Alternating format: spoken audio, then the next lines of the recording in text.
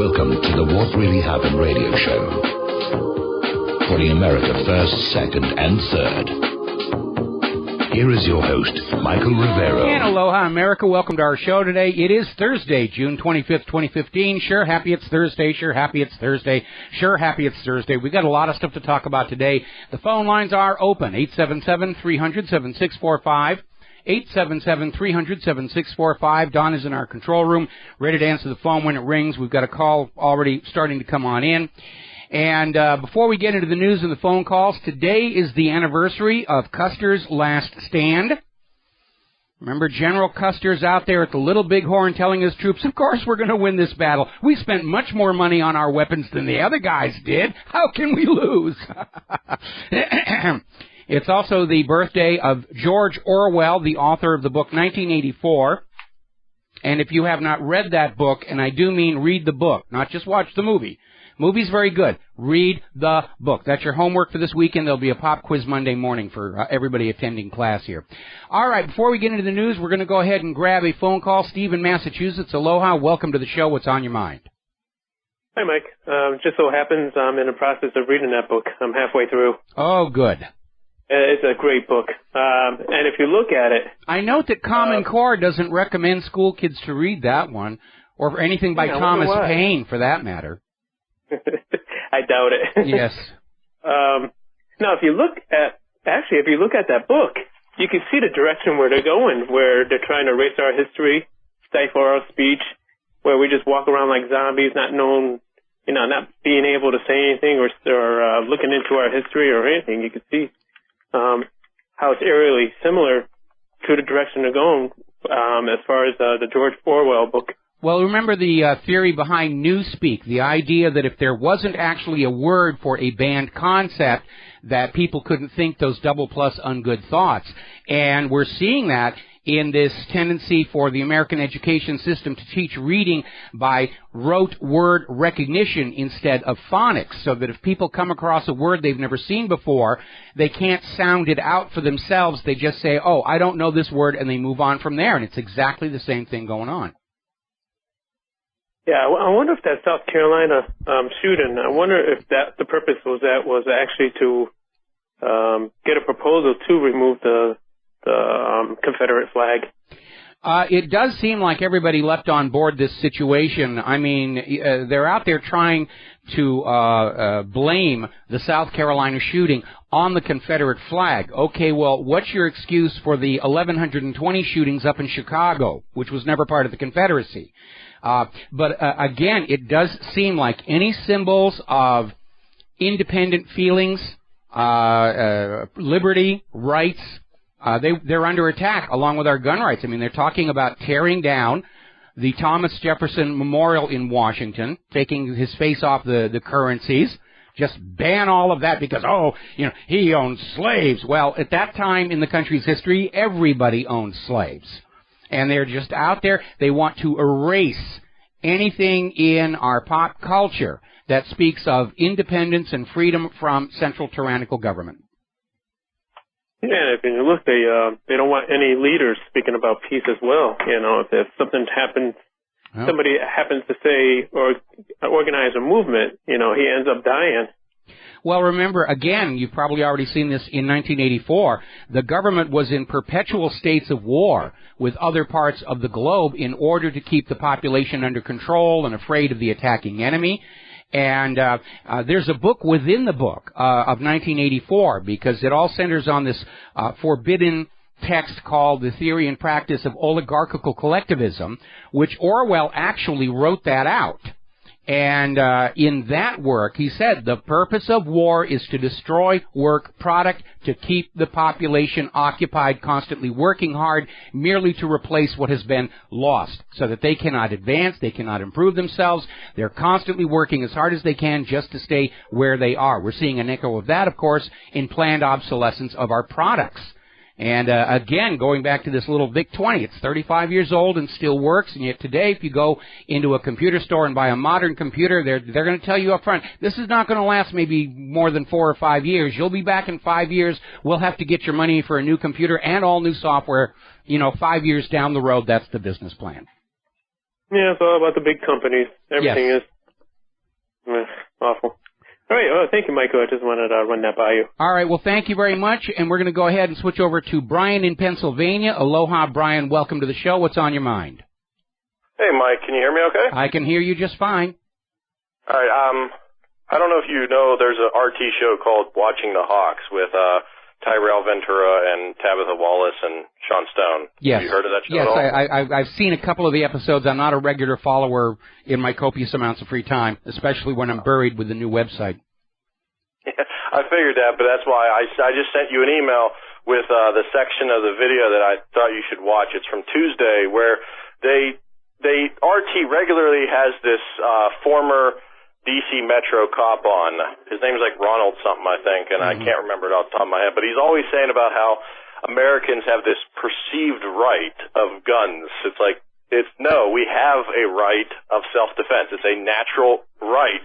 Every living animal on this planet has a right to self-defense, but yet he's like, oh, it's like, and he was saying about how the gun control and everything, and how we need to take away the guns from the gun-loving states so that way they wouldn't migrate into the gun control states. You know, it's kind of weird. If you look at the actual gun violence that does occur in this country, most of it is happening in the liberal strongholds where the guns have been banned. I mean, there's a very strong correlation. The more they take guns away, the more violent crime increases because the criminals are still going to have the guns. And let's not forget that church in Charleston was a gun-free zone. Worked out really well for those people, didn't it? And contrast that with another church shooting took place in Colorado in 2007. Guy walks into a church screaming he's going to start killing all the Christians, and one of the churchgoers, a former police officer, dropped him in his tracks right then and there. End of story. Only one person got shot, the bad guy. But, of course, the media doesn't cover that. I said about the comments, I wrote a couple comments about that, but the one thing that he said was that having a gun makes you an automatic target. So most likely the guy with the gun is going to go after the guy that is protecting the other people with the gun, so that way he can continue killing everybody else. Well, only if he knows the other person is carrying a gun, which is why concealed carry works really well. And I don't know, is that why John Hinckley shot Ronald Reagan? Because Ronald Reagan packed a gun while president. So did a lot of presidents. We're going to be talking about that later on in the show. I mean, these excuses they're coming up with are nonsense. I mean, we live in a country where the police are murdering more innocent Americans every year than the serial killers are. That's how completely out of whack it's become.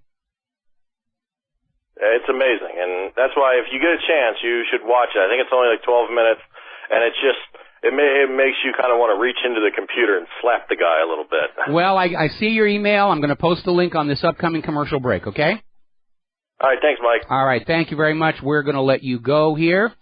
All righty. Now, as you probably already heard all over the corporate media, the Supreme Court approved the Obamacare subsidies, the federal subsidies for the state exchanges, and everybody's saying, huzzah, huzzah, huzzah, it's a victory because, you know, I have to be right and they have to be wrong all the time.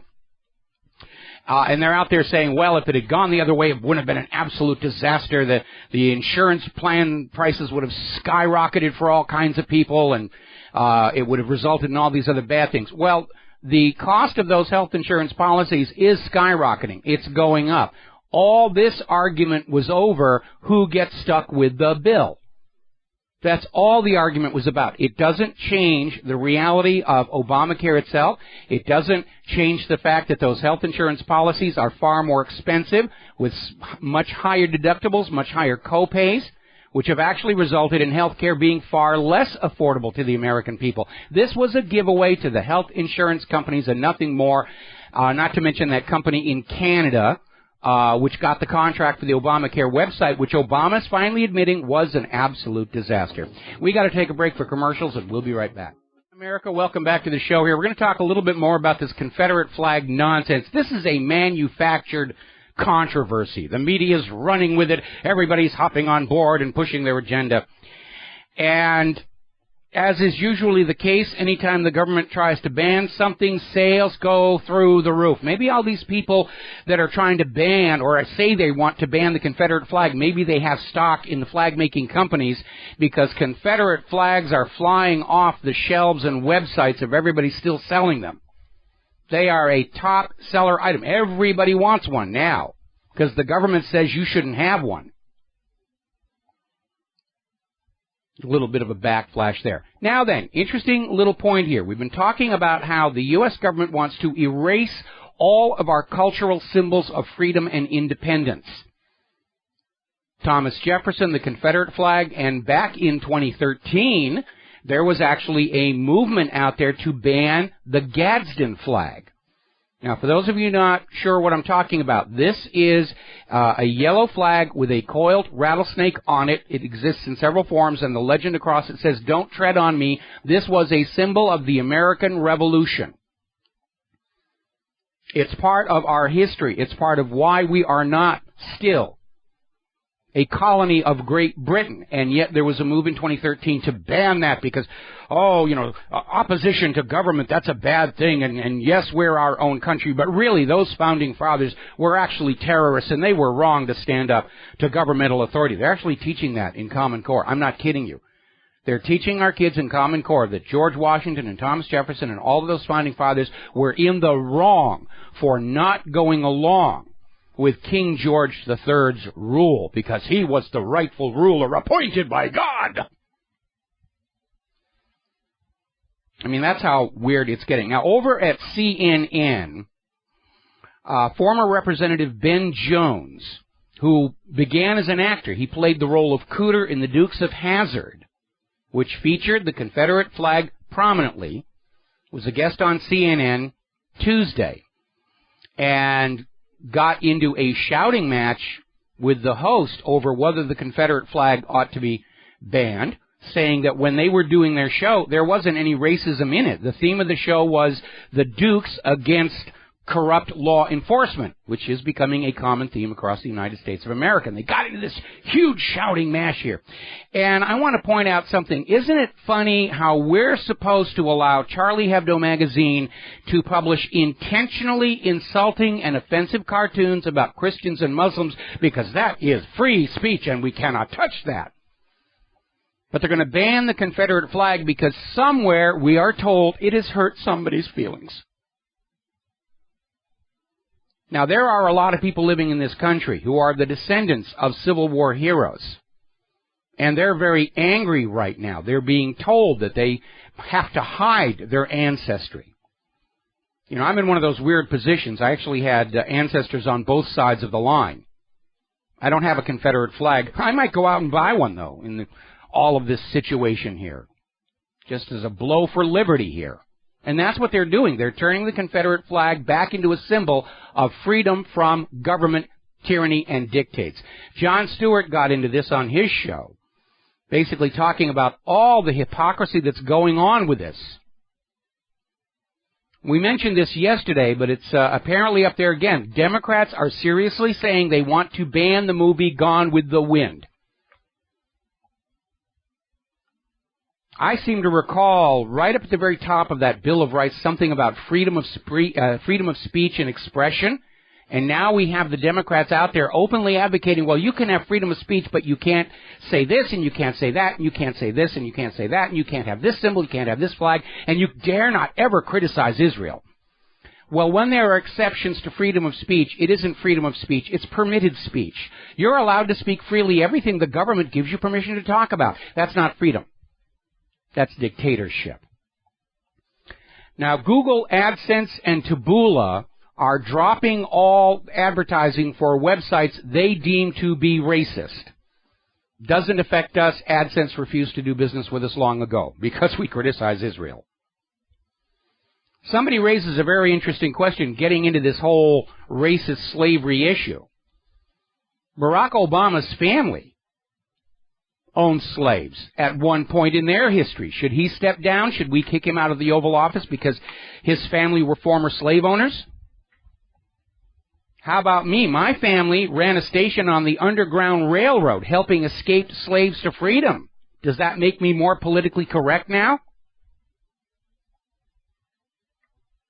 Anyway, very bizarre story that's coming out from the University of South Florida. They have a course called Culture in Society in Africa that is teaching that slavery is all the fault of Christianity.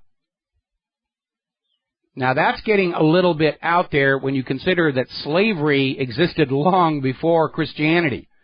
Every culture has practiced it at some time. Up until the Civil War, it was perfectly legal in the United States. Lincoln seized on the issue of slavery to motivate his troops to recapture the South and bring it back into the Union. That was the real agenda of the war, economics and empire. Slavery was as bogus a lie to the American people by Lincoln as Bush's lie about Saddam's nuclear weapons, because that's how you start a war of conquest. You have to lie the people into it. Lincoln did exactly the same thing. Amazon has come out with an audio tape in which the federal government ordered them to stop selling the Confederate flag. So this brouhaha about the Confederate flag is an official piece of government propaganda. They're trying to wave this up as an issue, as a distraction. They're trying to fan the flames of racism. They are desperate to get race riots in multiple cities so they can declare martial law, or at least have race issue as the top problem going into the 2016 elections. You know, we don't want to talk about the economy, don't want to talk about all the wars, don't want to talk about the U.S. government's use of chemical weapons, torture, drone strikes, don't want to talk about that, don't want to talk about our government constantly bowing toward Tel Aviv. We're going to make racism the key issue for the 2016 elections. Basically what they're doing. We're coming up on a commercial break. When we come back, we're going to take a closer look at Abraham Lincoln, because as has proven to be the case with all of our modern presidents, there is a tremendous gap between what we are told in our schools and media and the actual reality. We'll be right back. Aloha, America. Welcome back to the show here. And the book burning has begun in the United States of America. They're trying to ban movies, book covers, computer games.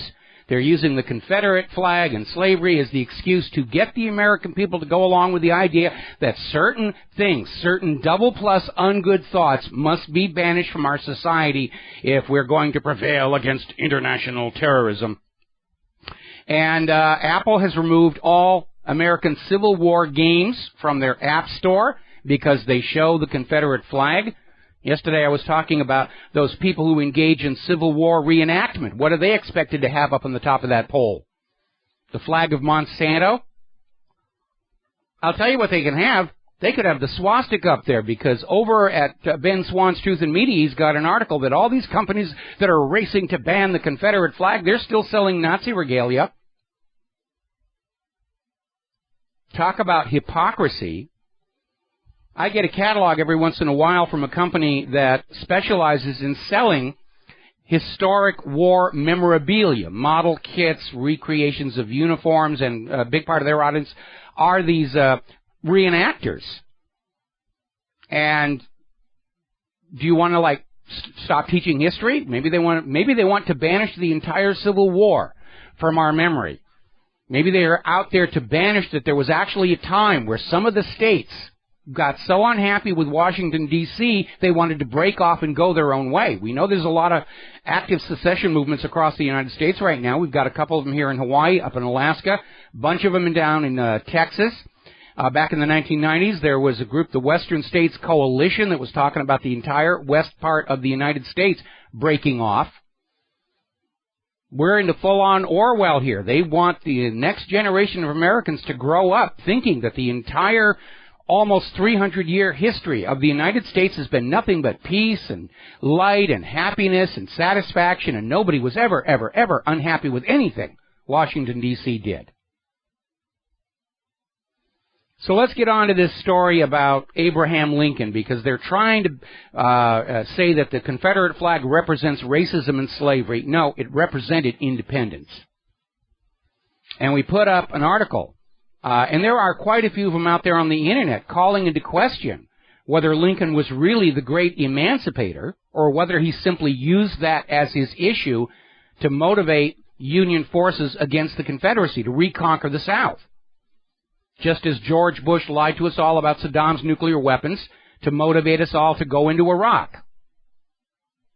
All wars of conquest are started with lies, fraud, and deception. So we had some quotes by Abraham Lincoln we appended to the link that we put up there. Lincoln was asked, why not let the South go in peace? And Lincoln said, I can't let them go. Who would pay for the government? Because at that particular time in American history, the South, with its slave economy, was generating more profit than the Northern industrialists. There's evidence indicating that Fort Sumter was set up to be a false flag. Lincoln knew that if he reopened and provisioned Fort Sumter, it would be attacked by the Confederacy, and that's exactly what happened. Just like Franklin Roosevelt moving the Pacific Fleet from San Diego to Pearl Harbor, along with other goadings to get the Japanese to attack. This is how these things get done. Here is a quote from a speech Lincoln gave September 18th, 1858 in Charleston, Illinois. A lot of Charlestons around here. Quote, I will say then that I am not, nor ever have been, in favor of bringing about in any way the social and political equality of the white and black races. That I am not, nor ever have been in favor of making voters or jurors of Negroes, nor of qualifying them to hold office, nor to intermarry with white people. And I will say in addition to this that there is a physical difference between the white and black races, which I believe will forever forbid the two races living together on terms of social and political equality. And inasmuch as they cannot so live, while they do remain together, there must be a position of superior and inferior. And I, as much as any other man, am in favor of having the superior position assigned to the white race. This was Abraham Lincoln replying to Stephen Douglas in the first joint debate. Not quite the image the government-controlled schools or the media gave you about Lincoln, was it? Look at the scale you have been lied to all through your life. Prudence demands we carefully examine everything we've ever been taught about anything in those state-controlled schools or the government-controlled corporate media to see if it really holds up to examination or not. We need to become the most skeptical people on this planet right now to ensure the survival of the people and our rights. Getting on back to the Obamacare situation, the percentage of uninsured Americans in the U.S. has risen by 1.7%. Obamacare is a failure. Obama said it himself, the website is a disaster. It's created a 2 to 3 year backlog on paperwork processing. But it's got his name on it, so, but yes, will by imperial edict. This is perfect. It's wonderful. It's the emperor's new website. The emperor's new health plan, as it were. Now, getting out of the United States and over to the war zones, emphasizing the plural, there's a very interesting article over on the Wall Street Journal where people in Iraq are coming out and saying it is clear the United States isn't really trying to defeat the Islamic State. Former policeman Vesem Khalid, who lost his home to ISIS, said Americans are responsible for destroying Anbar.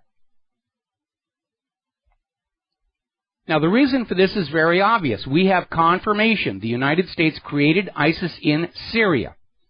It's entirely possible that they've created ISIS in Iraq for the specific purpose of justifying breaking that nation up into 3 pieces, smaller and easier for the U.S. and Israel to bully around. We know that has been on the agenda of Israel and the U.S. all along, to balkanize Iraq and then move on to do the same thing to Iran. They want lots of little tiny states in the Middle East that are going to be easy to push around and manipulate and plunder. That's the real goal. Now, up in Europe, the U.S. is deploying some of their heavy weapons, and they're starting to go on war games. People in Bulgaria are starting to hear very loud sounds in the distance as the Abrams battle tanks go on exercise. Part of a maneuver dubbed Power Shock. There's a provocative name for you. They are really gearing up. They need a war with Russia and or China before the economy implodes, so they got something to blame it all on.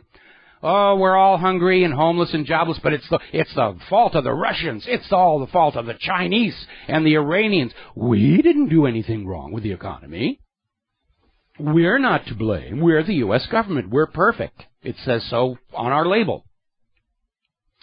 Down in Israel, the Knesset is refusing to form a commission of inquiry on discrimination against the Ethiopian Israelis. And this is kind of interesting because here we have racism on full display. And isn't it kind of interesting? I wonder how many of these American politicians who are screaming about the racist Confederate flag currently have the flag of Israel on display somewhere in their office. Talk about hypocrisy and double standard. Well, Israeli racism is good, and our racism is bad. And that seems to be the whole idea there. Racism is good when it's being done by the people signing those huge campaign donation checks. We'll be right back. Aloha, America. Welcome back to our show here, and we're going to go right to the telephones. We're going to talk to Glenn in Philadelphia. Glenn, thank you for being so patient. What's on your mind today? Hello, Mike. The federal government has now forbidden the cable and TV networks from airing Dukes of Hazzard reruns, and they're banning car horns to play Dixie and Daisy Duke shorts. Wait a minute. I'm okay with seeing, Daisy Duke without those shorts on. I don't have a problem with that. The Canon Rebel camera is to be renamed the Canon Dissenter. God, and I have the Canon Rebels camera. That never even occurred to me. Oh, my goodness. Well, after that nonsense that Harry Reid made over at the University of Nevada, they can't, they're literally trying to erase the concept of rebellion or independence or anything from our culture. It's amazing. All they're going to do is focus attention on it.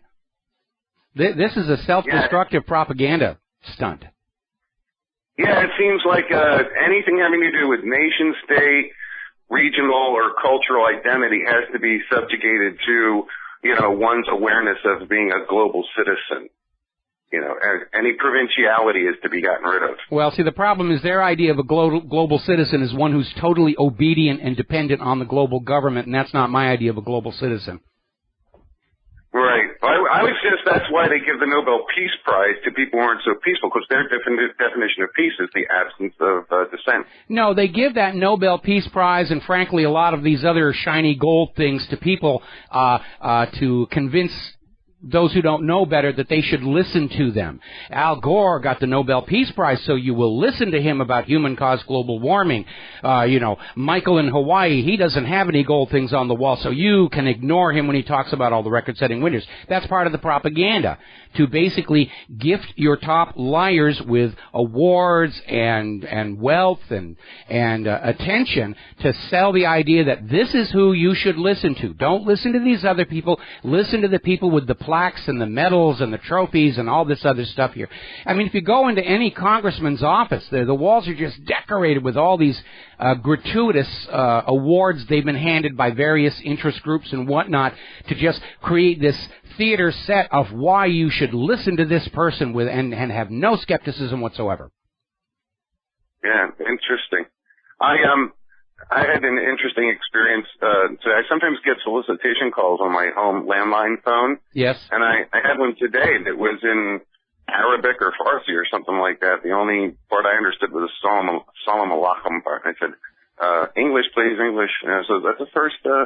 That's a first. That sounds to me like somebody's starting some kind of a grassroots PR campaign that ISIS is here. I mean, I got a marketing call this morning. Even though we are on the do not call list, I got one of these recorded messages about somebody who's an expert at Google Plus and will improve my rankings and stuff. And good luck. It's an uphill battle. Google does not like me.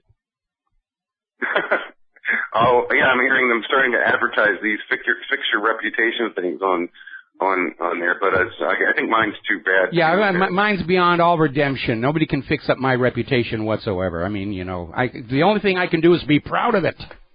There you go. All right, Mike, thanks. Take care. All right, thank you very much. Here, we're going to go with John in Barbados. John, aloha. Welcome to the show. What's on your mind? Hello, Michael. I did like your remark about Daisy and Dukes of Hazzard and without the shorts on, young man. You're descending into a dirty old man, you know. What do you mean descending? I've been there for years. I mean, come on. You know. I prefer the term a sexy senior citizen. Okay. Okay, yeah. That's and Claire doesn't mind if I look at pictures of naked ladies because she knows it's sort of like National Geographic pictures of exotic, beautiful locations I'm never, ever going to visit in real life. Yeah, possibilities. But anyway, here we go. Ukraine, Bulgaria. Now, we're looking at this exercise in Bulgaria with all this American equipment. All 2 Abrams tanks making a lot of noise and going nowhere. Just 2. They were flown in Bulgaria from Ramstein Air Base to take part in this exercise. It is totally ridiculous. The 40,000 troops and goodness knows how many tanks in Poland and Estonia, Latvia and what have you. I mean, it's propaganda. Well, see, here's something we need to keep in mind. You know, we've worn out a lot of Abrams tanks in Iraq and all these other places. I don't know how many are left. I do know that the United States' ability to produce them in volume has gone into decline along with the rest of our manufacturing. And maybe they sent over 2 because they really didn't have any other extras to send there. But they sent them there to basically wag at Russia, to say, see, we're coming to get you, we're coming to get you. They're trying to provoke Putin into doing something overt that they can say, aha, it's all his fault. This is a repeat of what Roosevelt did to the Japanese following that 8-step plan that was created by Office of Naval Intelligence Lieutenant Commander Arthur H. McCollum. It was an 8-step plan to goad Japan into attacking the United States of America so that Roosevelt could drag the American people into World War II. And all during 1941, Roosevelt was implementing all 8 of these policies, and when he finished implementing the 8th, Japan struck Pearl Harbor. And Roosevelt had his door to get the U.S. into the war, really against Hitler, to help out his buddy Joseph Stalin. And then once Europe's war was over, only then were adequate resources put into the Pacific to mop up the situation over here. Well, it looks... I mean, it's totally ridiculous. If America put every armored vehicle into Europe, Russia would still have 2-to-1 advantage over the U.S. They would, and the Abrams is an older platform, and we don't know what Russia has accomplished in anti-tank munitions since then. John, I'm going to have to drop you. We've got one more phone call that I want to get to before we get to the top of the hour news break. Damien in New York, aloha, welcome to the show. What's on your mind? Hey, Mike, you have me laughing my arse off here with the National Geographic thing, and also Daisy Duke. I mean, that was the only reason really why I watched that show. I mean, it wasn't for the plot. It wasn't, characters were somewhat amusing, but of course Daisy Duke was quite appealing. Anyway, I just wanted to say about this, about the TPP and how they just kind of rushed all this through, and again, just never.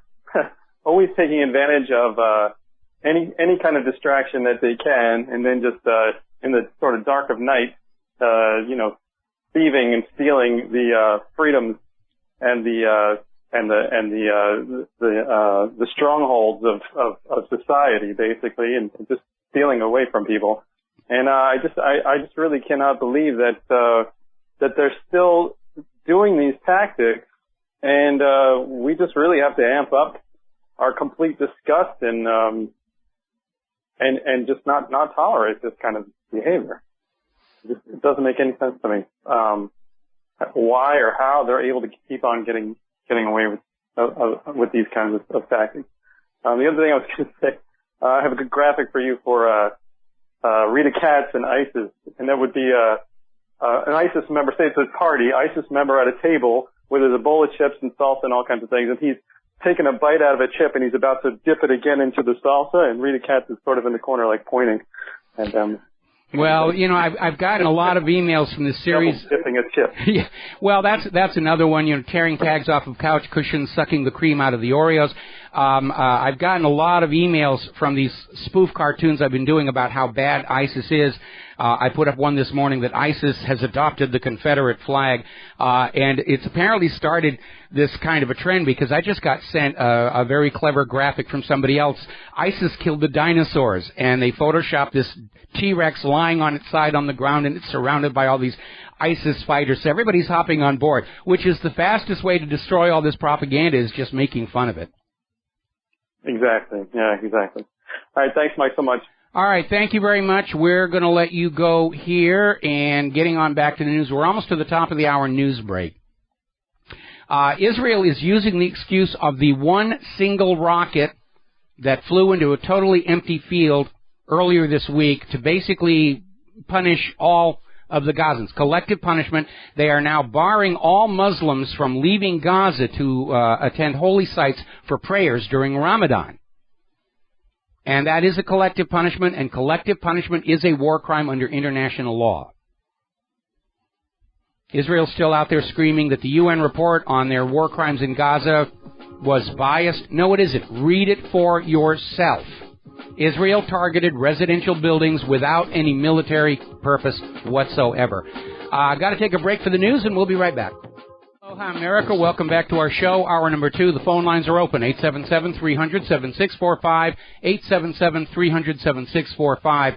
Now, as you're probably already aware, the latest Freedom Flotilla is on its way to Gaza, carrying medicine, food, educational supplies, solar panels, things that Gaza really needs after that pasting they took from Israel a year ago.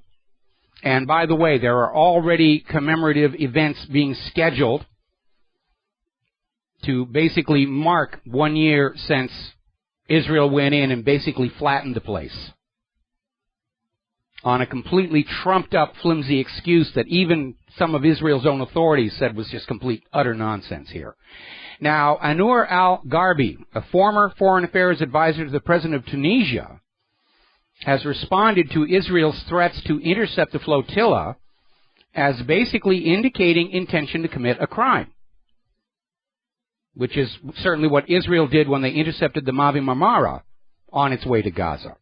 Now, under the USA Patriot Act, threats of violence to coerce a change in one's political views are defined as an act of terror. So keep that in mind. Now, among the flotilla's passengers is a member of the Knesset, an Arab member of the Knesset. The Knesset, of course, is in high dudgeon. The deputy minister has now issued a call for all of the Arab lawmakers to return their Israeli citizenship, to basically revoke the citizenship just because they're Arab. That, too, is racist and apartheid. And yet all the attention is on the Confederate flag, supposedly over racism that happened over 100 years ago. But we can't look at the racism happening here and now today before our very eyes. Oh, no, that would disrupt all of that wonderful campaign money flowing from AIPAC into the coming election. Now, one of the big commemorations of the attack on Gaza is going to be on Richmond Terrace in London, Whitehall. It's opposite Downing Street tomorrow. Oh, no, I'm sorry. I already missed that one. That was last week. But there are going to be some others as well. In a letter to John Kerry, 19 representatives stand up for Palestinian children who are still behind bars. This is arguably the strongest signal Congress has sent in support of Palestinian human rights. And the letter was led by Representative Betty McCollum of Minnesota, and other signatories included both chairs of the Congressional Progressive Caucus and members serving on the Armed Services Committee, the Select Committee on Intelligence, the Appropriations Committee, and the Ways and Means Committee. The iron fist of Israel is starting to slip from around the throat of the U.S. government. Now, interestingly enough, there was a statement issued by Michael Oren. He's the former ambassador of Israel to the United States. And he made some interesting comments, basically acknowledging that Jewish people play a very large role in the U.S. government. In fact, he made this comment that at every meeting at the White House where a Palestinian state was being discussed, Barack Obama or Joe Biden were often the only non-Jewish people in the room. But then he goes on to say that the Jewish people who are in these meetings at the White House aren't being Jewish enough. And he's out there saying that Jews in the American government have to exhibit a greater sense of shared peoplehood and obligation to Israel. So you have this guy out there saying that, yes, there are a lot of Jewish people in positions of power in this country, and they have to be even more loyal than they have been already to Israel. Now, I'm one of these old-fashioned kind of guys. I figure if somebody is working in the United States government, being paid from United States taxpayer dollars, their first obligation is the United States of America and its people. And it's interesting because over on an article of Jerusalem Post, there was a bit of a troll attack directed at me for mentioning that Israel exerts undue influence over the U.S. government, that the U.S. government is in effect a puppet for Tel Aviv. And they said, no, that's completely ridiculous. Israel doesn't do that. And here you have Michael Oren, the former ambassador of Israel, saying, yeah, there are a lot of Jews in high positions of power in the United States, and they have to be more loyal to Israel. Now, the Israel lobby is out there trying to find some way to kill the possibility of a nuclear deal with Iran. And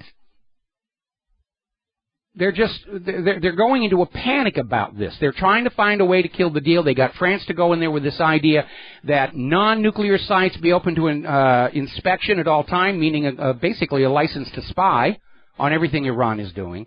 And Netanyahu has just upped the ante. He has sent an implicit threat to Iran that even if they make a deal with the Western part, with the P5+1, that Israel reserves the right to go ahead and bomb Iran's nuclear facilities and shower their country with radioactive waste. It's very obvious Iran is not the problem here. Iran has not initiated a war of conquest against another country in over 200 years. Quite a contrast to the United States and Israel, which these days can't seem to go 6 months without invading, overthrowing, drone striking, bombing somebody somewhere.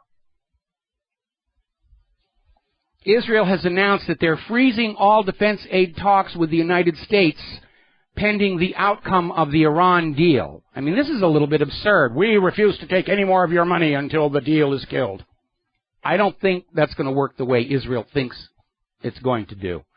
Meanwhile, there's another article over in Forward talking about how Jewish groups are leading the push to crack open the doors to Syria. They're not happy with what's been done to Iraq and what's been done to all these other countries. Israel still wants the U.S. to make war on Bashar al-Assad, along with, of course, all the war profiteers in the defense industry and the military-industrial complex. War is good for business. The bankers love wars. The more, the merrier. The global economy is in such dire straits right now, major war is the only way to get the red ink off the bottom of those ledgers. And they don't care how many of other people's children have to die in it. That's just the cost of business, you know. Now, we're getting the drumbeat of booga-booga propaganda warning us about how dangerous things are out there. And there was an article over on NBC, no less, warning us about America's ISIS wannabes, ordinary citizens that look just like you and me and are going about their lives, but secretly in their heart they want to be part of ISIS, and they could flip over to be ISIS without any warning and carry out lone wolf terrorist attacks, which is why the NSA can't spot them. In other words, they're getting ready to try another false flag. I'm very concerned about July 4th weekend. We're talking about a week from this coming Saturday. And they are getting desperate. The propaganda is getting desperate. Their claims of threat and terror are getting more hysterical as time goes on.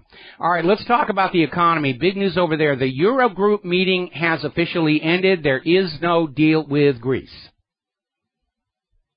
And it just looks like this is going nowhere because the creditors have gone back to their hard line You will pay what we tell you to pay. In fact, their attitude is you will take our deal or leave it. Take it or leave it. That's their deal. Because they were starting to hear rumblings from the other member states of the European Union saying, hey, we're in similar economic straits. You got to cut us some slack. Now, the Greek banks have gotten an emergency liquidity account bailout 5 times in the last 8 days. That's how dire things are. Merkel is out there proving that she's German. She's saying there must be a deal before markets open next Monday or there'll be no deal at all. And all the parties are saying they're worlds apart. They're not even close to getting anything that makes anybody happy on all of this. We've got to take a break for commercials, and we'll be right back. Hi, America. Welcome back to the show here. We're talking about the economy.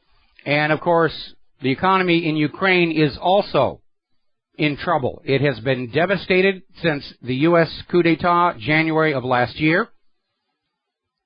Poroshenko has been having to borrow all kinds of money to put into his effort to reconquer the eastern Ukrainian republics. He's not achieving much success. Now Odessa is talking about breaking away. His own opposition in his own government is saying it's time to put him and the other pro-war ministers on trial at The Hague. The Ukrainian people are surrounding Kiev's government buildings in protest. He's in serious trouble. And now Ukraine's finance minister is saying that Ukraine may default next month. And here we see that double standard from the IMF and all these other bankers. They're down there screaming at Greece, you've got to pay the debt, you've got to pay the debt. Here we have Kiev that can't pay its debts, and they're just showering more and more money all over them. Because they're betting the farm that Poroshenko is going to succeed in starting a war with Russia. We just put up a story here from Reuters where the head of NATO is saying out there, Putin's not done in eastern Ukraine. He's not done. He's still being villainous and evil, and you should hate him. Putin hasn't done anything in eastern Ukraine except send in humanitarian aid convoys.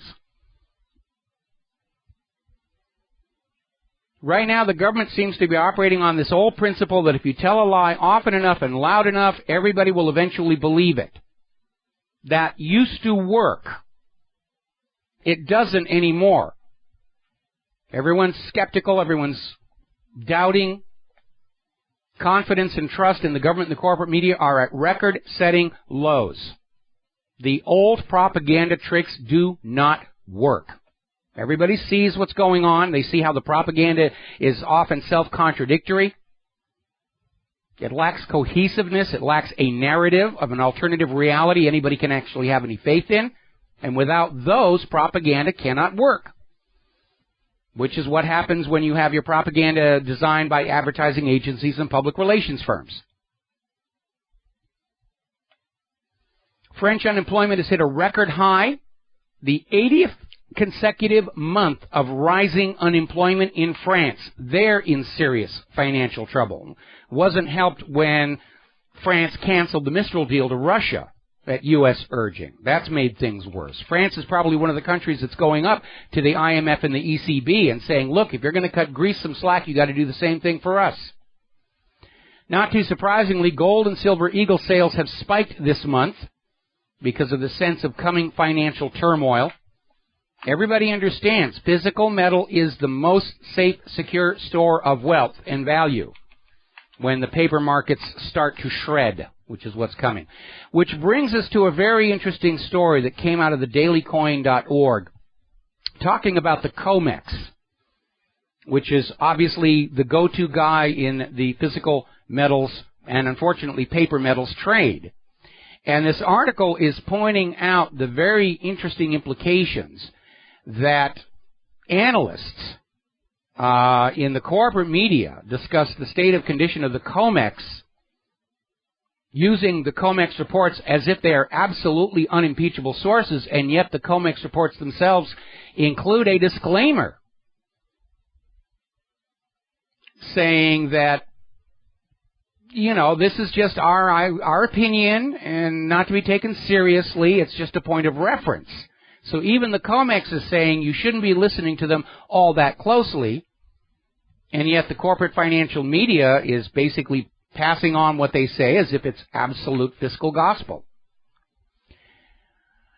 Now, people are still talking about the Trans-Pacific Partnership, the Transatlantic Trade and Investment, Transatlantic Trade and Investment Partnership, all of these deals with all these little acronyms all over, and more of them keep surfacing. Deals that are being negotiated in secret, and Congress has now abandoned its constitutionally mandated duty of oversight of all treaties and just handed it to Obama and say, whatever you want to negotiate is fine with us. It's pre-approved. Obama could write a gun ban into these treaties, and Congress couldn't stop him. Obama could write an amendment into the treaty cutting congressional pay. They can't stop him. They have turned Obama into, for lack of a better word, a dictator. He can do what he wants. There is no more congressional oversight. The Supreme Court will not stand up to him.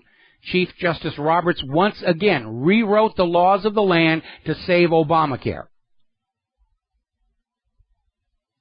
So how much did this all cost the corporations who are going to benefit from these trade agreements? Roughly $200 million, which is pennies compared to the billions and trillions they're expecting to make in the coming years off of all of these deals. John Boehner received $5.3 million in donations for a yes vote on TPP. Was the highest paid legislator. Coming in second was Kevin McCarthy, received $2.4 million.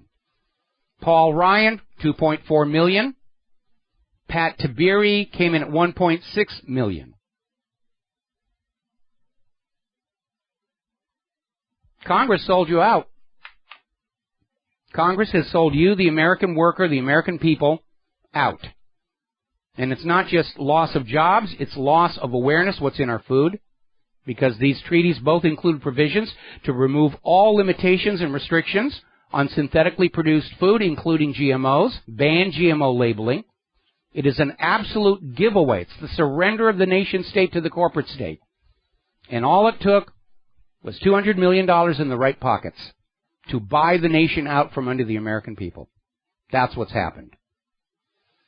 Little side note, it's come out that every Federal Reserve branch in the United States of America maintains an on-hand stash of cash, bills, untraceable, in case they have to pay ransom for when their Federal Reserve officials get kidnapped.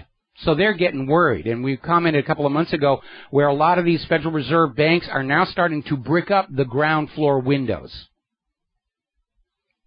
Now, Rick Perry is in the contest for next year. He's the first presidential candidate to come out and campaign on the link between big pharmaceutical medications, antidepressants, and their link to mass shootings and suicide. So Rick Perry's measure just went up in my book. He's out there talking about something that really affects the American people, and of course that means Big Pharma is going to be pouring millions and millions of dollars into his opponent's campaign, because they don't want you to know that these medications may not really work, are very dangerous, and actually trigger mass murder and suicide in a significant segment of the population. You need to go over to a website called ssristories.org. They have hundreds and hundreds of these case studies, legal decisions where some courts have actually ruled, yes, this crime was committed under the influence of these medications. And if the big pharma corporations have their way, you will never know about it. We'll be right back. All right, this is getting silly, downright silly. All this slavery, Confederacy, and again, this is stuff that happened way before we were born. Fox News is running this big story on how PBS has postponed their series on Finding Your Roots, where they take celebrities and they do DNA testing and track the records, get professional genealogists to find out where they came from. And they did a show with actor Ben Affleck, who was a little surprised to see that one of his ancestors was a slave owner, and apparently tried to influence the show to sort of downplay that. Okay, and because of that, we're going to postpone the episode. We may hold off on next season. All right, well, they're just going. It's ridiculous. Ben Affleck is alive today, here in the 21st century. He wasn't around back in the 1800s. He bears no responsibility for whatever his ancestors supposedly did. This idea of collective or inherited guilt is sheer, utter nonsense. Oliver Hardy's father was a veteran of the Confederacy. You know, Laurel and Hardy movies, should we ban those because Oliver Hardy's father was a Confederate veteran? How about Mark Twain? Let's burn all of Mark Twain's books because he served in the Confederacy for 2 weeks before deserting. General Patton's grandfather was a Confederate veteran. Should we tear down the statues of all this of this World War II hero because his ancestor was on the Confederate side? This is getting ridiculous. It's turning into a feeding frenzy. All right, we're going to grab a phone call here. Mark in North Carolina. Aloha. Welcome to the show. What's on your mind? Yeah, hello, Mike. Mike, I know about what we say about Perry, but I lived in Perry. I lived in Texas until recently, And Perry I lived in Amarillo. And Perry was governor when he pushed this Gardasil thing on young women, and a lot were forced to actually take it before he finally backed off. This was brought up, by the way, in the last primaries too. So let's not forget that about him. I don't trust this guy. He's in bed with a lot of. Well, now let's take a middle position here. Maybe the reason Perry is making it an issue for this election is he's looking back in hindsight and realizing that he got bamboozled by all those big pharmaceutical industry lobbyists, who kept plying him with money and saying, it's safe, it's safe, it's safe. Everybody's just imagining this. And certainly in other parts of the world, Gardasil's become a major, major problem. And Rick Perry probably knows this is going to be an issue, and he's probably going to come out and say, yeah, I was wrong to do that. Which is a rare quality for any politician to stand up and say, yeah, I was wrong to do that. So time will solve that mystery, but thank you for the phone call, and we're going to move on here a little bit. There is another story breaking. Apparently some of the emails that are continuing to surface surrounding Hillary Clinton are confirming that France secretly organized and funded the so-called Libyan rebels who brought down Muammar Gaddafi. Once again, it was not a genuine popular uprising against a tyrannical ruler. It was a bought and paid for coup d'etat. Because they wanted Gaddafi out of there because he had shut down the private central bank. He'd started a state-owned central bank and a value-based currency, the gold dinar. And then he stated Libya's oil was for sale, but only for the gold dinar, cutting out the petrodollar. That's the reason Gaddafi was taken out. And France was part of that conspiracy. And Hillary knew it. Now, there's another story that's come out. This is in the Daily Mail in Great Britain. You can always find out what's going on in the United States by going to the foreign press, because I have not seen this anywhere in the American corporate media. Hillary was up in New York doing a fundraising swing, and she's out there about her plans to help poor people and people of color and the elderly, and I'm one of you, and, I'm just like you, and that's the image she's putting out. And then as soon as the fundraising drive was over, she went shopping at Bergdorf Goodman. This is one of the most expensive stores out there. I mean, Bergdorf's is where New Yorkers who've got tons and tons of disposable money go to shop. It's Manhattan's ground zero for expensive brands like Gucci, Valentino, Prada. Some of the shoes in that store go for $1,000 per pair of shoes, and that's where Hillary really wants to spend her life. Even as she's out there saying she identifies with poor people and working class people. It's a major hypocrisy. Now then, Bernie Sanders has overtaken Hillary Clinton in the hearts and minds of many Democrats. PBS ran a poll, and Bernie Sanders has caught up and passed her. So Bernie, stay out of small airplanes and urban parks. Little piece of advice from somebody who's been following the Clintons for more than 20 years. There's a story that I got from a source that New Hampshire is going to try and block Bernie Sanders being on the Democratic primary ballot because technically he's registered in that state as an independent, even though he's very obviously running for the Democratic nomination. So every little dirty trick they can do to help Hillary and keep out the competition, they're going to do it. Now, Barack Obama has assured Francois Hollande that the National Security Agency actually stopped spying on French officials, a long time ago. This stuff coming out of WikiLeaks and Edward Snowden, I mean, that's such old news, and yeah, we may have done it in the past, but no, we're not doing it now. You can absolutely take my word for that. Sure. France has responded to the NSA revelations by passing their own new surveillance law granting their domestic spy agencies sweeping authority to spy on their own people and, presumably, heads of foreign states. Now, there's this big stink going on here about the latest hacking breach into U.S. government computers containing information on federal government employees, and it gets a little bit worse because there was more in there than their pay rates, their tax deductions, date of start, date of leaving, various other things. For all those federal employees who had security clearances, these computers also had all of the information gathered about their personal lives by the FBI, their sexual preferences, various things like that. All of that was laid bare in this computer. Now, this hacking story is coming along just in time for Obama to push for strict new cybersecurity laws. And what's interesting in this article is they presume the hackers were Chinese. Doesn't the NSA know? Isn't this exactly the sort of thing the NSA was supposed to be preventing and tracking, which was the reason we were supposed to stop whining and crying about our Fourth Amendment right to privacy? It's absurd. The NSA is a complete, total waste of money. Maybe it was all a giant bluff to scare us into staying silent. And if it was, it's another epic U.S. government failure, because it did not work. Alrighty, we're coming up on a break here. Dustin in New Jersey, hang on through the commercial break. I'll take your call as soon as we get back from this next set of commercials here. Australia's also passed their new tyrannical internet laws.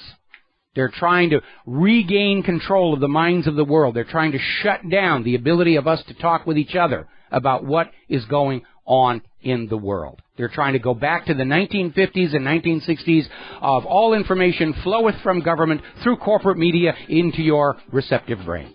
We'll be right back.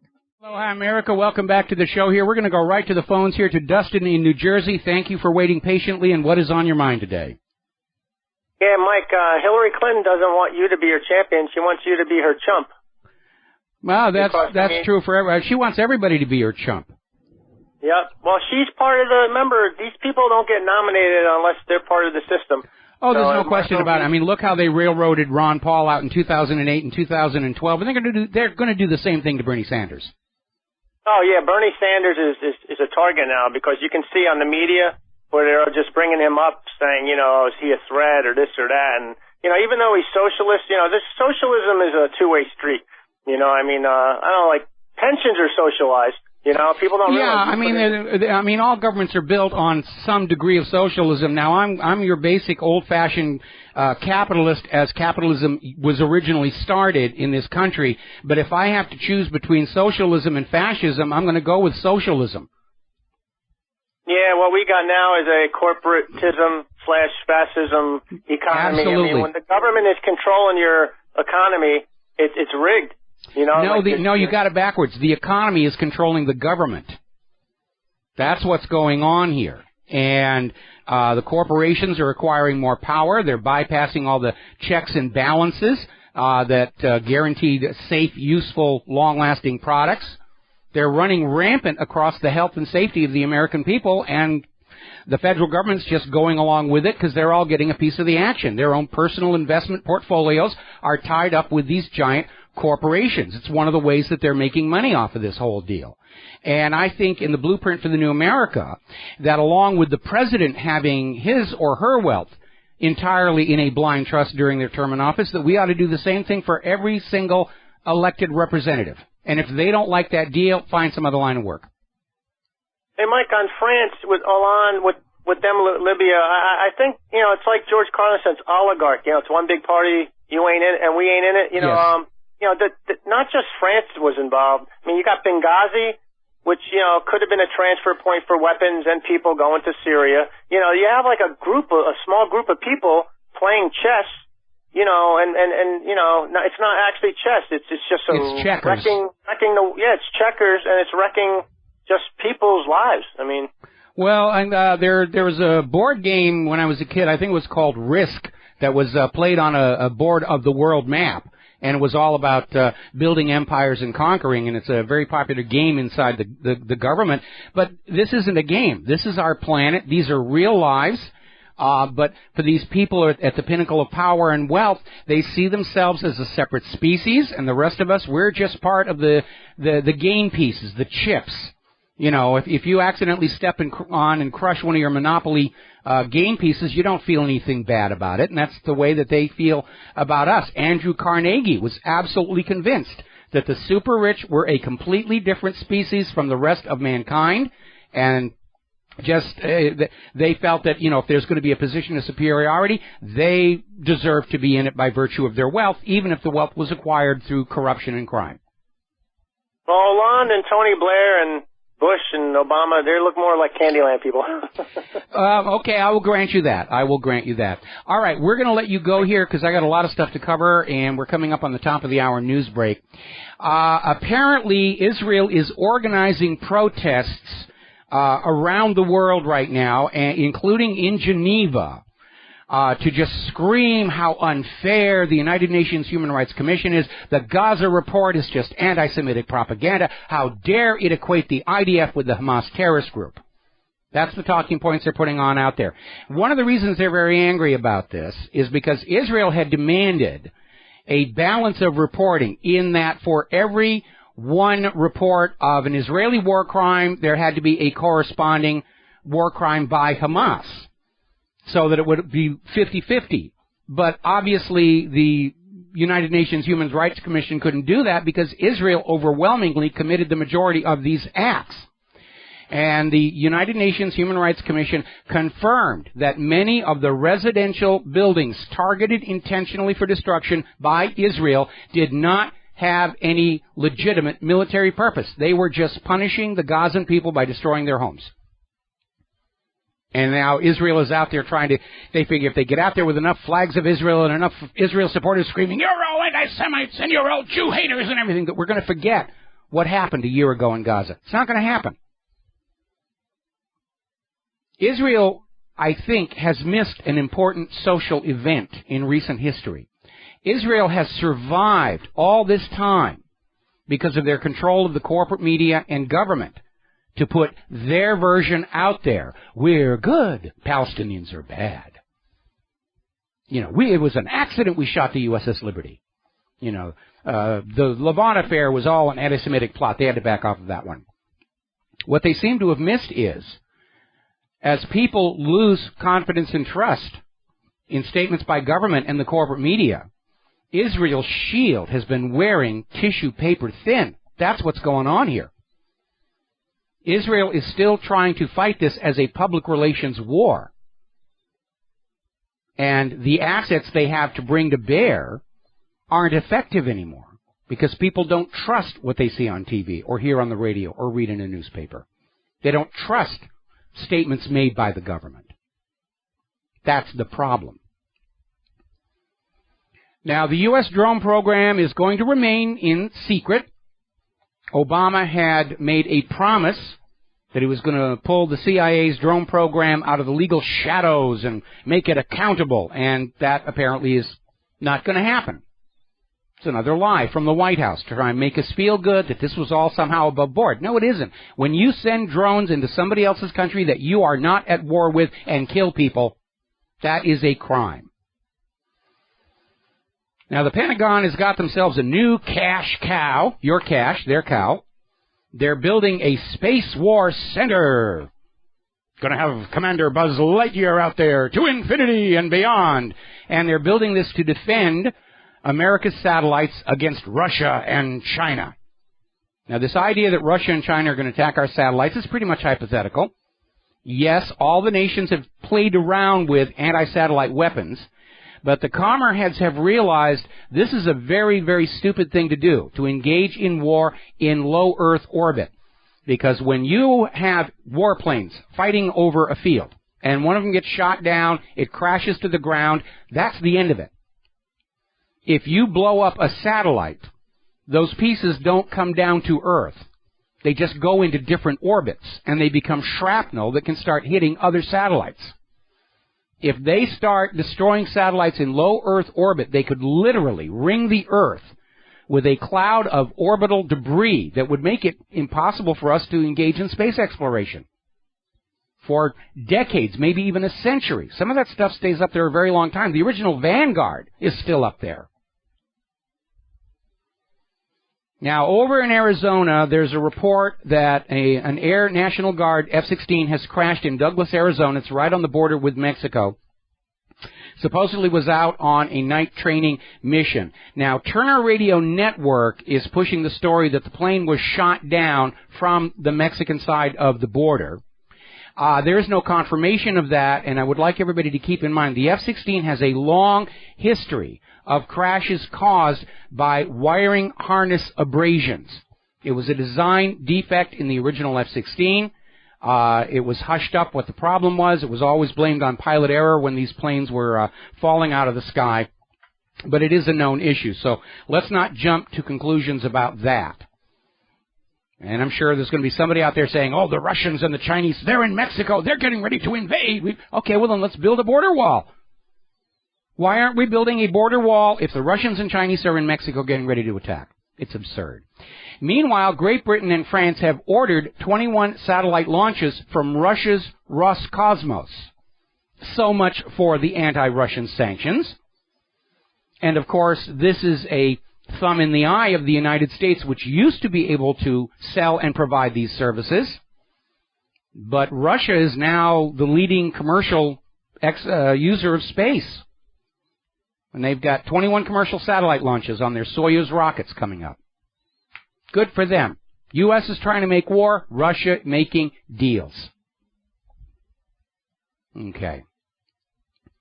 So we're coming up here now on our top of the hour news break, and we'll be back with hour number 3 right after this. Hello, hi, America. Welcome back to the show. Hour number 3. The phone lines are open, 877-300-7645, 877-300-7645. Now, we were talking before we went to the news break about how Great Britain and France are contracting with Russia for commercial launch of their communication satellites. 21 launches in all. It's a big piece of change. So I guess the sanctions don't apply there. And as a matter of fact, the United States is undermining its own sanctions program, because in the same week that the European Union voted to extend their trade sanctions on Russia, we get word from the Paris Air Show that Boeing is moving ahead to sell a fleet of 747 cargo planes to Russia for $7.4 billion. It's another case of Washington, D.C. saying, do as I say, don't do as we do. In fact, American corporations are using these sanctions to destroy their competition in the global marketplace. Oh, you can't trade with Russia. There are sanctions. They're bad people. We're going to make a deal off to the side here. We're exempt. Boeing's going to go on in and sell a bunch of airplanes where Airbus can't even go in and open up negotiations. These sanctions are actually creating a market monopoly for American companies. When the Europeans wake up and realize that's what's going on, there's going to be a backlash. Now, as you heard on the SRN Newsbreak earlier in the show, the IRS erased the computer backup tapes a month after officials said that thousands of emails relating to the tax agency's Tea Party scandal had been lost. Now, the IRS is saying it was an accident, it was an oversight. Sure, that only those contested emails were lost and then the backups erased. If you believe that one, I have some of Saddam's nuclear weapons to sell you. I've got better data backup here than the IRS does. It's amazing. And it's called the Tea Party scandal, but it's actually much wider. Basically, there was systematic targeting against conservative groups, dissident individuals by the Internal Revenue Service. And I don't think Lois Lerner and any of her people just did it on their own. Now remember, use of the IRS to target enemies was originally one of the articles of impeachment against Richard Nixon. Now then, a little note about immigration. Apparently, there's a story coming out of News9.com talking about sports journalist Bob Berry Jr., who was killed in an auto crash. And apparently, the guy who drove into him was an illegal immigrant who had been deported 3 times previously, kept coming back in under the amnesty program. Meanwhile, an entire truck carrying U.S. visa documents has been hijacked in Mexico. I'm sure they're going to turn up again very, very soon down there at those border checkpoint stations. Yes, I have a visa. I can come in. Now, the United Nations has stepped into the aftermath of the Charleston shootings, saying that they need an urgent measure to control guns after the Charleston killings. And we know that the UN agenda is global disarmament, except for the approved thugs and wars and everything going on here. But everybody else, you don't have a need for a gun, we're going to take them away. I will consider letting the UN talk about controlling guns when they can prove they can control their own members, like Israel. Until they do that, the UN has no credibility, and I'm under no obligation to listen to anything they have to say about anything, whether it's global warming or guns or Agenda 21 or anything. Now, Pope Francis is still out there on his screed about guns, saying that you're going to go to heck if you've got guns. Now remember, it has come out, the Vatican Bank is a majority shareholder in the Beretta Arms Company. But he's out there, he's been co-opted. Nobody's listening to scientists, nobody's listening to politicians, nobody's listening to the corporate media, so they've grabbed the Pope to push the anti-gun agenda that if you're a true Christian, you will disarm yourself. If you have guns, you're a sinner and you're going to go to heck. Well, there's an out, and it's called Jesus Soap. For those of you who are not watching on BAM User TV, it's this wonderful creation from Fizz Creations in Great Britain. And it is very funny. I saw it at the store, and I had to get it. I'm going to use it as a gift. But it says on the front, you can be as bad as you want all day, then at night simply wash away your sins.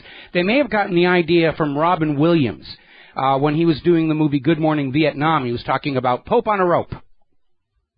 To just use the soap, it's got a little figure of Jesus carved into the front of it, and if you wash this, all your sins are forgiven. So if you're a gun owner and you still want to get into heaven, you need Jesus Soap. Now then, moving right along here. As I mentioned earlier in the show, the liberals are definitely out there on this gun grab agenda. And they're out there screaming that the Confederate flag inspired Dylann Roof to kill those 9 people in the church. Okay, then what was the cause of the 1,120 shootings up in Chicago, which was never part of the Confederacy? They don't fly the Confederate flag up there. Okay? And if you look at the 20 most dangerous cities in America, they are overwhelmingly in areas controlled by the Democrats and subject to strict gun control law. Their own success or lack thereof in the areas of the country in which they are calling the shots undermines their claim that we can stop crime by banning all guns. By the way, you remember New York's sweeping assault weapon ban, has to register, no large capacity magazines, only one item on the front rail, no pistol grips and all the rest of this other nonsense out there. It turns out right now that there are 1 million, almost 1 million New Yorkers who refuse to register their so-called assault weapons. It didn't work. Again, it didn't work. Now, as I mentioned earlier in the show, Ronald Reagan carried a gun while he was president.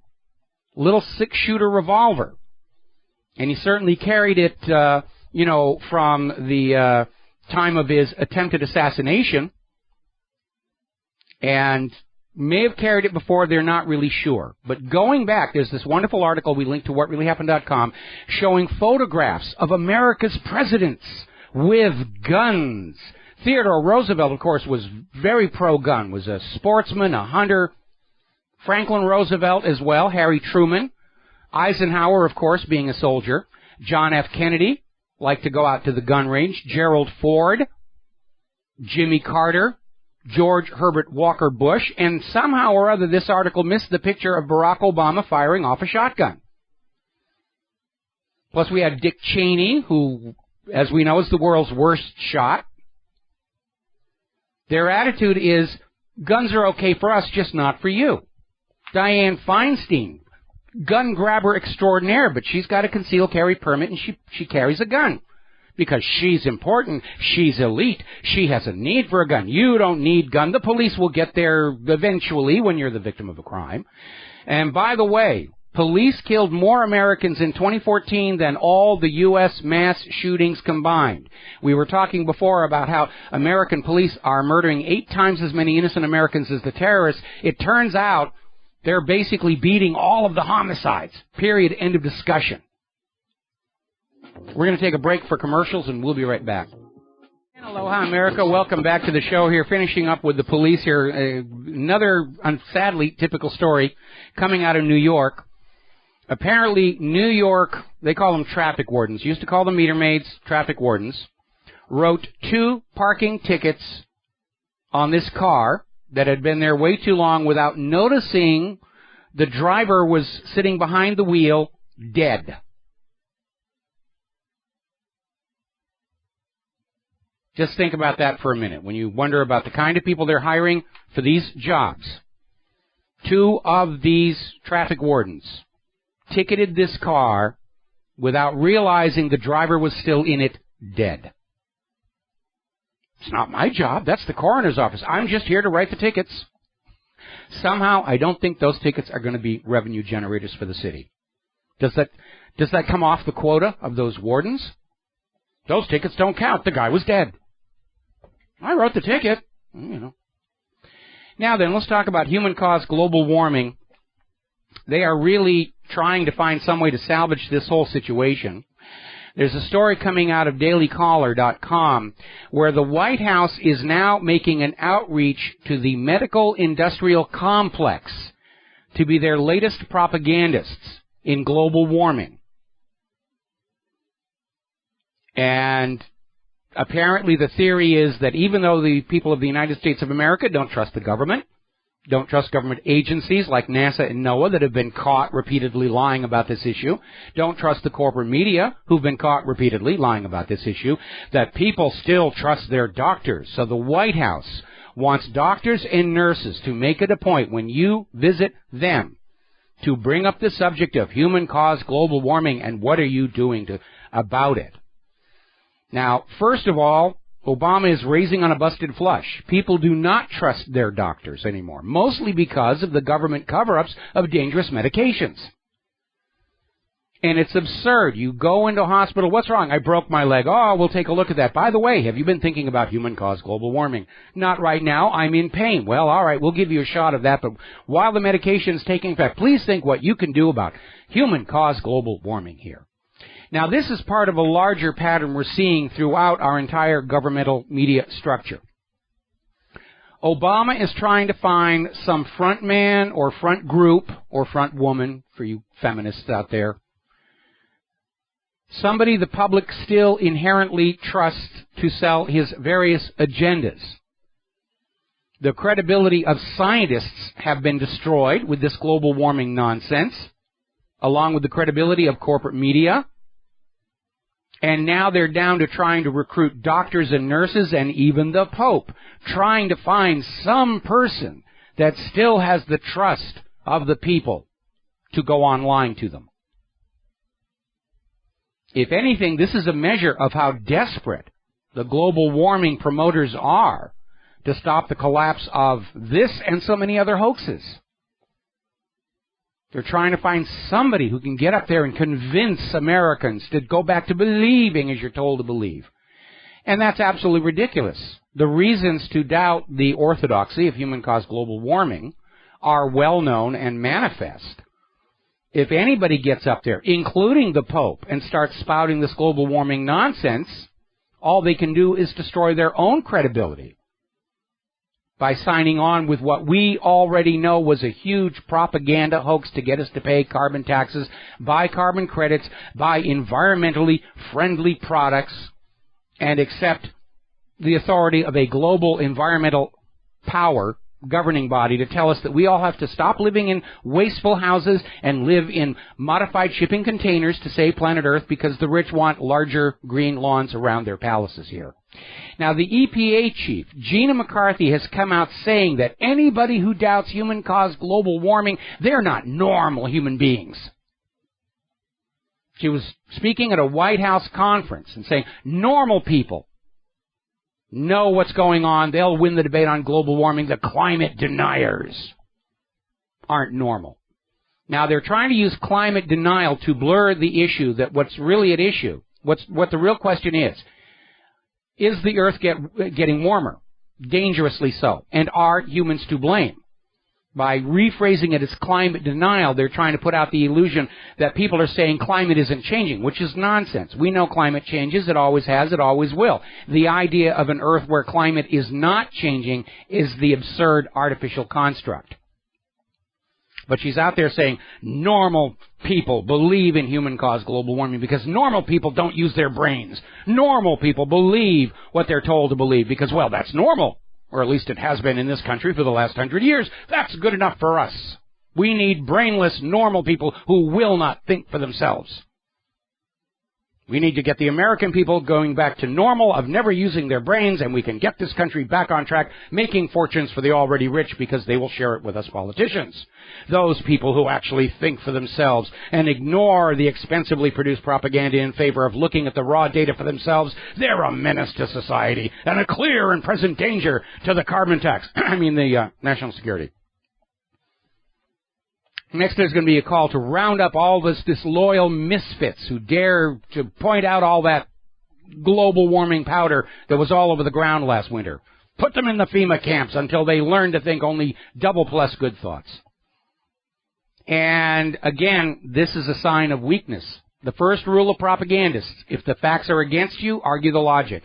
If the logic is against you, argue the facts. If both the facts and logic are against you, call the other side names, and here we are. If the head of the EPA is down to personal attacks, calling us names, saying we're not normal because we doubt the most holy revealed dogma of human-caused global warming, it's because they know the facts and logic are against them. But we are, sadly, under the domination of a government which is institutionally incapable of ever admitting mistake or error. Obama's admission about the website notwithstanding, it's not normal behavior. But the reality is, no school child alive today has ever seen any global warming.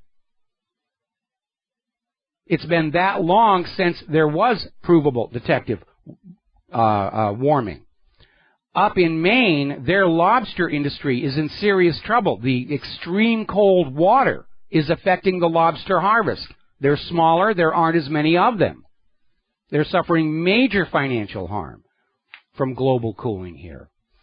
Now, the carbon Nazis like to get out there and point out to brush fires, and there have been some very bad brush fires out there saying, this is proof of human-caused global warming. No, it isn't. Because money that would normally go to the cleaning of dead brush has been rediverted into the war agenda, propping up Wall Street, propping up Israel. And in point of fact, just like the high-temperature records, the total acreage burned in the United States so far this year is the lowest in a decade. So that argument doesn't hold up for saying, yes, it's getting warmer. Trust us, trust us, trust us, trust us. We've got to take another break for commercials. When we come back talking about GMO, there's already a pushback against Vermont's law requiring GMO labeling. Hi, America. Welcome back to the show. And a listener just sent me a search page from Amazon.com that was searching for rebel flags for sale. And, of course, there's nothing on the page completely irrelevant products they hope you'll be distracted by. I took that same search page and I typed in bondage, and yes, all of that bondage torture equipment is still there for sale at Amazon. I then typed in Nazi flag, got a bunch of those. This whole thing is hypocritical. All right, we're going to take a phone call here. Sherry in Missouri, aloha, welcome to the show. What's on your mind? I just want to confirm before I say, did you say Jenny McCarthy referred to normal people? No. That's the head of the EPA. Jenny McCarthy, if I recall correctly, is the lady who has the website about autism and it's linked to vaccines. Yes. Yeah. Okay. Well, yeah. I'm glad to confirm that before I jump to a conclusion. Yeah, that would kind of be really good here. Well, no, because it's Gina McCarthy. You can't be... Gina McCarthy is the head of the EPA. Gina, Golf India November Alpha. Thank you very kindly. Okay, you got it. Yeah, names are very, very similar. Jenny McCarthy's doing very, very good work, and I'd like to get her on the show as well with all this nonsense. Now then, over in Vermont, as you know, they passed a mandatory GMO labeling law, which is due to go into effect next year. Well, the grocery stores don't want to go along with that. Monsanto doesn't want to go along with that. They're trying to find reasons to get this law repealed or to get a court injunction against it. And the grocery lobby just sent a letter to the governor of Vermont saying that this GMO labeling law will cost them $10 million a day, which is nonsense. All products already have labels on there. And they use all 26 letters of the alphabet, including G, M, and O. And apparently their issue is the fact that despite their best efforts, there may be unlabeled GMO products getting through the supply chain. And the fines prescribed by this law mean that if just 5 to 10% of the products get through without the proper GMO label, they could be getting $10 million a day in fines. So we've got to get that whole fine thing shut off. And, of course, if the fines are rescinded, then they won't be careful about the GMO labels at all. Because without the fines, they're not going to voluntarily label these products. They know people do not trust them. They do not want them. I mean, if they actually thought GMOs were good, the labels would say it contains more GMO than the competing product out there. You know, the GMO would be the biggest thing out there if they thought it was really good, or if they thought you thought it was really good. If they thought GMO was good, they'd be serving in Monsanto's own cafeteria. They don't. They don't serve GMO at the White House. Something to think about. Now, Neil Young is very much out there in support of GMO labeling. They're starting a tour next month, the GMO Free USA Tour. There's an album coming out with it, and we should support their efforts because it's obvious corporations and government left to themselves, they're going to go on doing what they're doing. They don't care if what they're selling us is toxic and harmful. If it makes you sick, that stimulates the economy. You got to go over to the doctor. You got to buy prescription medication. The sicker you are, the more money we make. That's all you're good for out there. The jobs are gone. You won't fight in our wars. We might as well turn you into chronic sickies and get your money that way. Make you useful that way. Now, over in Denmark, there's a big firestorm of controversy regarding Gardasil. Because last March, a Danish national TV station aired a documentary highlighting girls who had been harmed by the HPV vaccine Gardasil. Permanent medical harm and symptoms. And after the airing of the show, there was a veritable flood of young women coming forward saying, I got those symptoms. I didn't know what was causing it. And, of course, what they get from the doctors is, there are no side effects to the Gardasil. In fact, the doctors in Denmark and pretty much everywhere else, it's all in your head. You're imagining this. You've got psychological problems if you think our medications are causing harm. So it's starting to spread all over that way. The bad news is that over in California, their Senate Bill 277, the mandatory vaccine bill, has passed the Assembly. It's one of the last hurdles before it gets signed into law, and it's expected it will be the law. And frankly, if I were still living in California and had children, I would be looking at leaving the state right now. This is not about safety. I mean, the big pharmaceutical lobbying firms lavished all of these politicians with money. Senator Richard Pan, who was the driving force behind the bill, got $95,000 from big pharma lobbyists. They're buying the government to force you to buy their products so they can make money, and it doesn't even matter if the products work or not, or even if they're harmful. If they harm you, you go back and you buy more product. That's the prescription medication treadmill. Once they got you on that, you never get off. Some of these medications they're peddling are far more addictive than what you're buying down on the street corner at the bottom of the hill. It's all about the money. And that lust for money has become such an overwhelming force in our country. Politicians have no other considerations.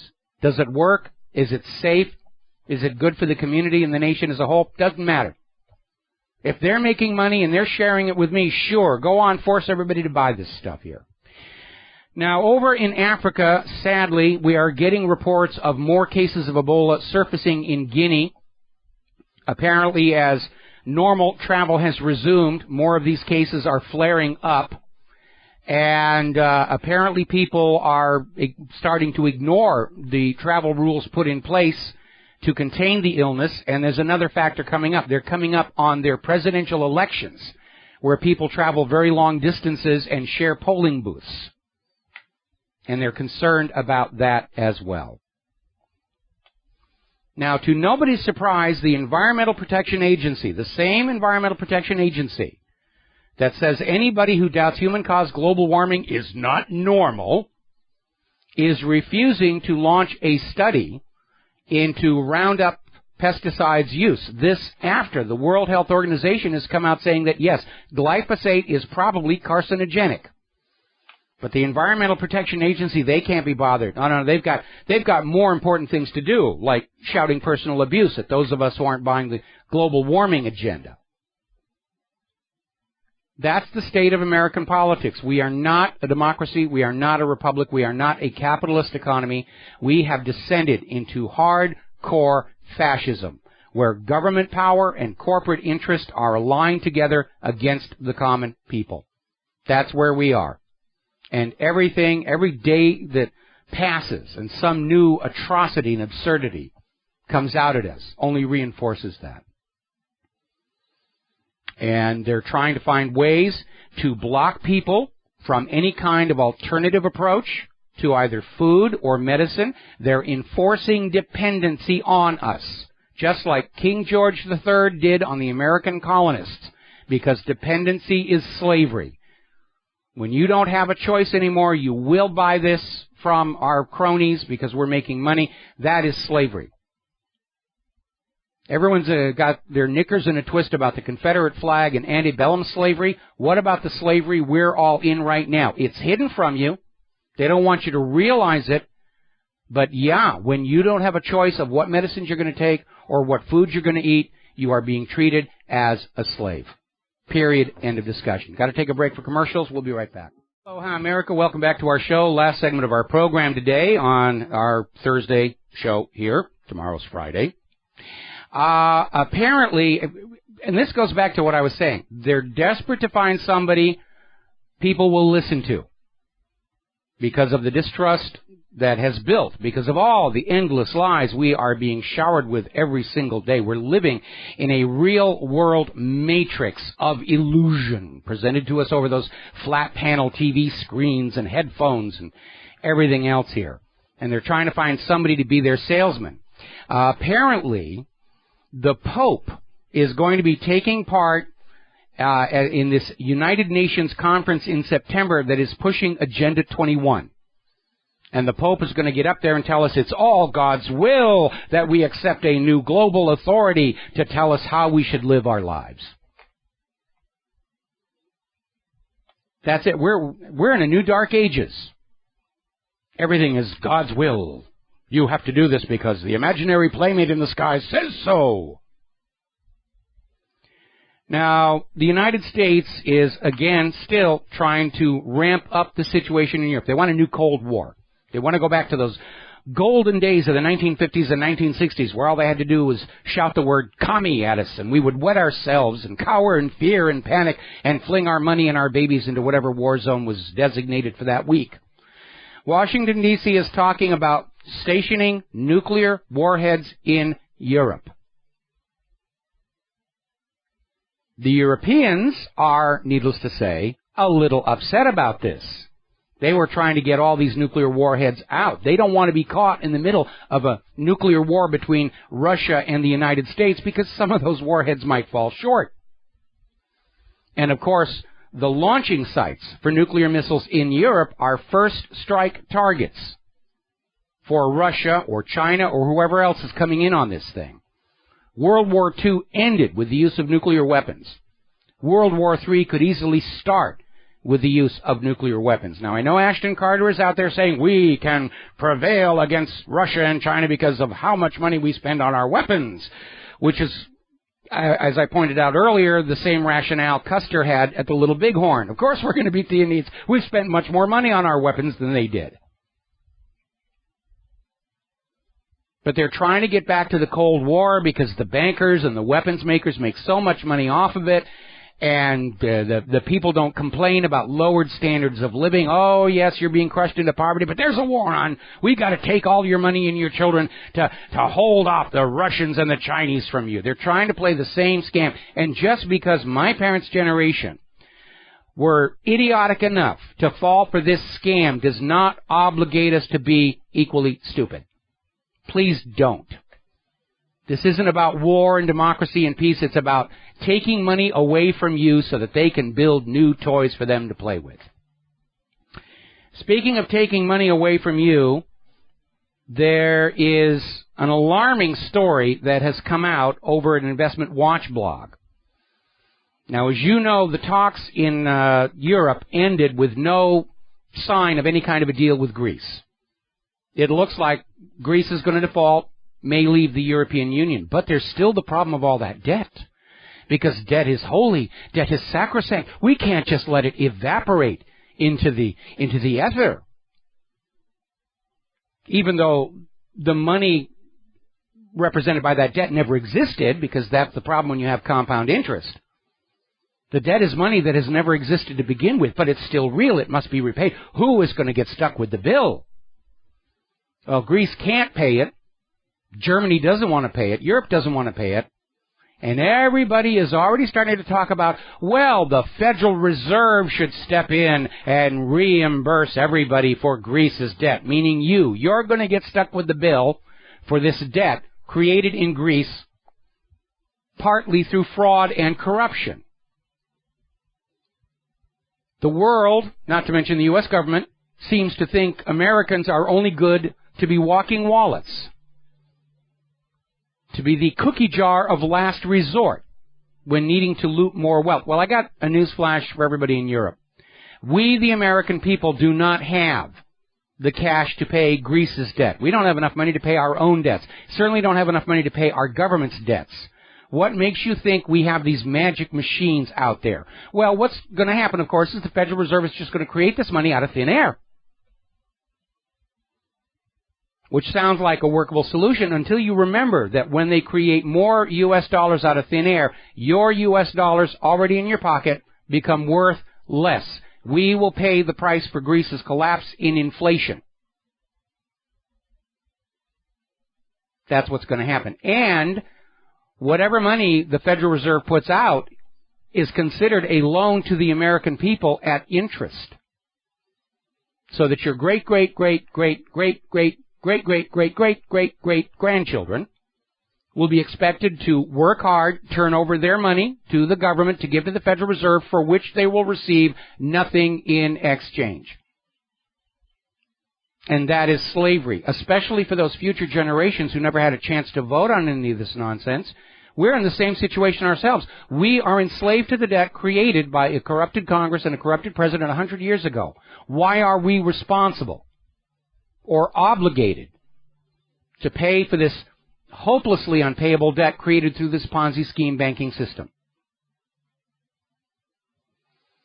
Now, there's another article out here talking about this TPA Fast Track Authority and saying that now there is absolutely nothing to prevent Obama from writing into these treaties things that he cannot accomplish with Congress and executive order, like import bans on guns and ammunition. Congress has just handed Obama absolutely dictatorial authority in these treaties. Because whatever Obama wants in the treaties, and he can get these other countries to agree to, that will become the law of the land, and Congress will not be able to veto it because they've already pre-approved it. That's like somebody coming to you and say, I want you to buy this car. What color is it? Well, you don't need to know that now. Just go ahead and commit to buying the car. How big is it? Oh, you don't need to know that either. Just sign the paper and commit to buy the car. What kind of mileage does it get? You don't need to know that. Is it two-door or four-door? You don't need to know that. That's what Congress has basically done to you, the American people. We are ultimately committed to honor and comply with this treaty. We don't know what's in it. Most of Congress doesn't know what's in it. We have no idea what's going to be added to it. We're basically being told that we must sign and honor a contract that is still being written. That's how absurd this is. It is a giveaway to large multinational corporations.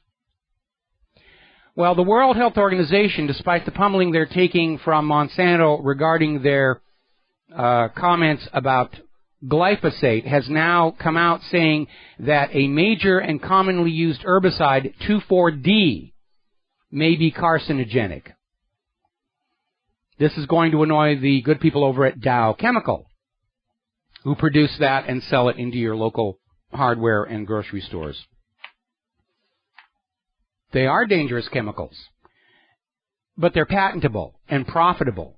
There are natural things that you can use as insecticides.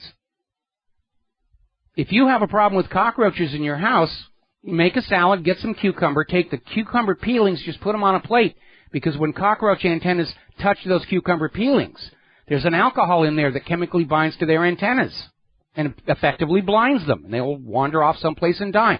Cucumber peelings are not toxic to human life, but you can't patent them, and you can't make a profit off of them. Oh, you shouldn't be using cucumber peelings. That's going to contribute to global warming or some other such nonsense.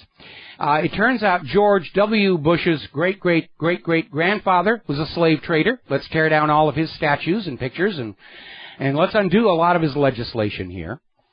And it turns out that if you actually study the history of the antebellum South, there were 3,000 black slave owners down there as well. Blacks who had become free, prosperous, and bought their own slaves. All right, there's the music. Time for me to get out of here and get back to work on the new WhatReallyHappened.com website. Thanks to everybody who sent in suggestions. We're going to try and implement them all. Please contact your local talk radio stations. I know some of you have. We got the email on that. Ask them to look at gcnlive.com. Ask them to carry our programming. We're trying to stop this rush toward a world war before we all have mushroom clouds in our front yards. We'll be back tomorrow. Aloha, America.